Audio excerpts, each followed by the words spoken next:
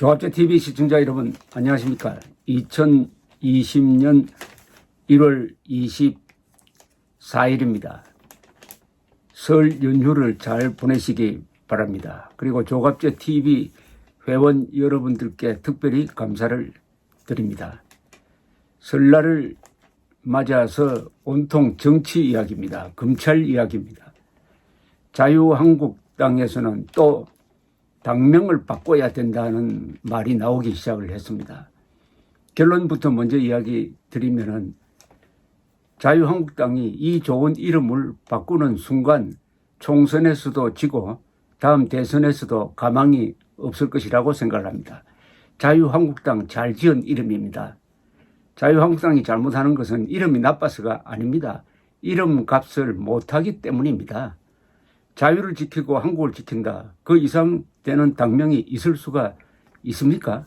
앞에 새누리당은 이름이 잘못된 장명이었고 새누리당이라고 하면서 빨간색을 당의 로고 색깔로 결정한 것은 잘못이었습니다. 새누리당은 새 세상을 만들겠다는, 쉽게 말하면 신천지를 만들겠다는 좌익정당의 이름이고 당 색깔 빨간색도 좌익정당의 색입니다. 그러니까 좌익에 당하고 좌익과 손잡고 결국 자당 대통령을 탄핵시키고 문재인 정권 출범에 결정적인 역할을 한 것 아닙니까? 그래서 자유한국당으로 이름을 바꿨는데 이걸 또 바꾼다고요? 이 공천관리위원회에서 이런 이야기가 나오는데 이건 공천관리위원회가 도를 넘고 있습니다. 공천관리위원과 여기 위원장으로 뽑힌 사람들의 공통점은 지난 3년 동안 좌익 정권과 싸우는데 전혀 역할을 하지 않았던 편하게 지내던 사람들이 갑자기 전면에 나타나가지고 마치 당의 주인이 된 것처럼 이렇게 행동을 하고 있습니다. 이걸 지켜보는 마음, 특히 애국 인사들의 마음이 결코 편하지 않을 것이라고 생각을 합니다. 어제 이 첫 회의가 열렸는데 여기 나온 이야기를 정리한 조선일보를 읽고 있자니까 이게 뭐가 좀 처음부터 첫 단추가 잘못 끼워지는 거 아니냐 하는 생각이 듭니다. 김형호 전 국회의장이 위원장인데 이분은 평이 아주 반듯한 사람이다. 상식적인 사람이다. 하는 데서는 일치하고 있습니다. 그러나 지금 난세인데 그런 경력 가지고 무취한 경력 가지고 되겠습니까? 김형호 위원장이 지난 3년 동안 나라를 지키기 위해서 뭘 했는지 기억에 나지 않습니다. 오늘의 처참한 현실을 어떤 식으로 타개해 나가야 옳을지, 왜 미래를 읽어가고 있는지에 대해서 뼈아픈 고민과 생각을 가진 분들이 공천관리위원들이 되었다. 이렇게 김형호 위원장이 이야기를 하고 어떤 자본과 외부 압력에도 절대로 굴하지 않고 공정하고 엄정하게 양심을 걸고 최선 다하겠다. 이렇게 이야기를 했네요. 그리고 김세연 의원은 당을 해체해야 된다고 한 사람인데 이런 사람이 과연 공천관리위원으로 맞습니까 이게? 김세연 의원은 탄핵에 앞장섰던 사람 아닌가요? 그래도 할 말은 많은지 이렇게 이야기했습니다. 불과 27일 전 수명이 다해 해체돼야 한다고 했던 한국당의 내가 한국당의 공천관리위원을 맡는 게 적절한지 많은 고심을 했답니다. 고심한 건 이해가고요. 그 다음에 이석연 전 법제처장, 이명박 정부 때 법제처장인데 황 대표께 아주 문자를 썼습니다. 후발제인, 한 발 뒤로 물러났다가 나중에 적을 제압한다라는 한자 성어를 선물하려고 했다. 이 정치인이 한자 성어를 이야기할 때 하면서부터는 좀 이게 헷갈립니다. 이 제발 정치인들이 한자 성어, 고사 성어 이거 말 안 했으면 좋겠어요. 이것도 전혀 맞지 않는 이야기입니다. 한자 성어라는 게 우리하고 현실도 다르고 저 몇천 년 전의 이야기 아닙니까? 공천 업무와 관련해서 대표를 비롯해 당에서 손을 떼야 한다고 했습니다. 그러면 이게 점령군이라는 이야기 아닙니까? 그럼 당 위에 또 당이 하나 만들어지는 겁니까? 공천관리위원회는 당의 통제를 받아야죠. 그런 게 어디 있습니까? 생판 이 당과 아무 관계 없는 사람들이 점령군처럼 나와가지고 내 멋대로 하겠다고 하면은 공천 과정에 황 대표가 개입하지 않아야 총선에서 승리할 수 있다는 취지로 받아들여졌는데, 황 대표는 임명장을 수여하면서 오직 국민만 바라보며 국민을 위한 공천을 해주실 것을 당부드린다. 이것도 막연한 이야기입니다. 이런 식으로 막연한 이야기 하지 말고 구체적으로 지침이 있어야 되죠. 그 지침은 절대 탄핵에 앞장선 사람은 안 된다.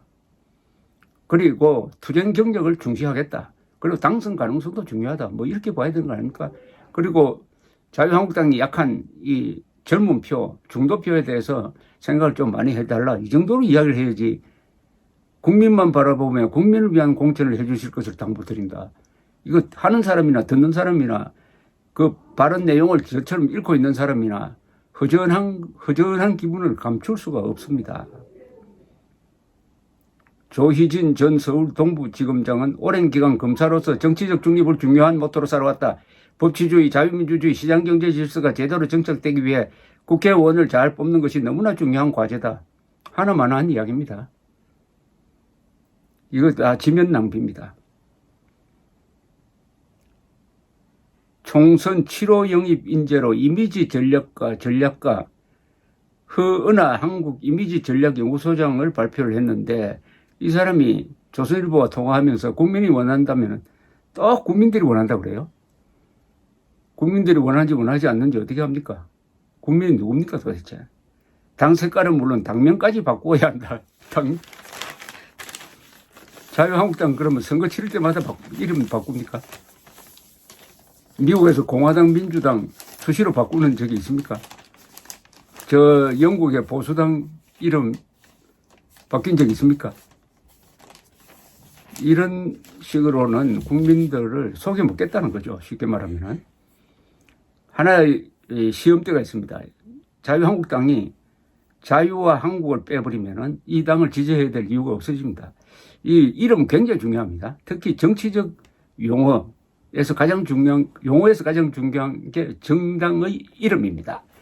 자유한국당은 잘 지은 이름이고, 자유한국당은 당 강령이 아주 명문으로 잘 되어 있습니다. 지금 자유한국당을 지키겠다는 사람이나 개혁하겠다는 사람한테 한번 물어보십시오. 당신들이 만든 당 강령 읽어본 적이 있느냐고. 저는 한 사람도 만난 적이 없습니다. 강령은 당의 헌법인데 그걸 읽은 사람이 없어요 도대체. 제가 읽고 감탄해서 이것만 지키면 된다. 새로 개혁할 필요 없다. 이것을 어떻게 실천하느냐는 실천론을 연구하면 되지. 여기에 새로 갖다 붙일 것도 없다. 잘 됐다. 이렇게 이야기를 하면 그때서 한번 읽어보겠습니다 라고 하는데, 읽어보고 나서 반응이 전혀 없어요. 그런 점에서 자유한국당은 영혼이 죽은 정당이라고 봐도 지나친 말이 아닌데, 그 영혼이, 어떤 조직의 영혼이 어디에 들어가 있느냐? 바로 당명에 들어가 있습니다. 당의 이름에 들어가 있습니다. 개인도 마찬가지 아닙니까? 우리 부모님들이 아이의 행운을 빌면서, 성공을 빌면서 저 장명 전문가들에게도 묻고 획수도 이렇게 맞춰보면서 이름을 짓습니다. 그 이름을 지을 때 그 안에 기도가 들어갑니다. 희망이 들어갑니다. 염원이 들어갑니다. 그러니까 그 이름을 쓰고 그 이름으로 불리고 하는 과정에서 그 이름의 영향을 무의식중으로 받습니다. 그래서 사람이 나중에 보면은, 나이가 들고 보면은, 아, 내가 내 이름대로 살아왔구나 라고 느끼는 경우가 있습니다. 자유한국당보다 더 좋은 이름 만든다고 해봅시다. 나올 수도 없겠지만은, 그러면 선거 앞두고 한 석 달 사이에 그것을 널리 알릴 수가 있습니까? 아니, 도대체 자유한국당이 젊은 사람들 속으로 파고들 수 없다는 게 이름 때문이라고 생각한다면은 그건 진단이 잘못되었고, 그 정도 수준이면은 아무리 뭐 통합을 한다고 하든 뭘 한다고 하든 총선에서 설사 승리한다고 하더라도 하나만 합니다. 승리하는 순간부터 좌익한테 포위가 돼가지고 갑이 아니라 을의 역할로서 아주 지리멸렬하게 될 것입니다. 지금 이 한국 보수 세력과 자유한국당은 무조건 총선에서 승리하면 된다. 총선 승리를 위해서는 자기 정체성도 포기하고 유승민 같은 탄핵파도 신주단지 모시듯이 데려오고 오히려 탄핵의 강을 건너자고 하는 오만불손한 말도 그게 일리가 있다 이렇게 받아들이고 그렇게 하면은 지지세를 다 모을 수 있다고 생각하는데 며칠 전 오마이뉴스가 리얼미터에 의뢰해서 한 조사를 보면 완전히 거꾸로 나왔지 않습니까?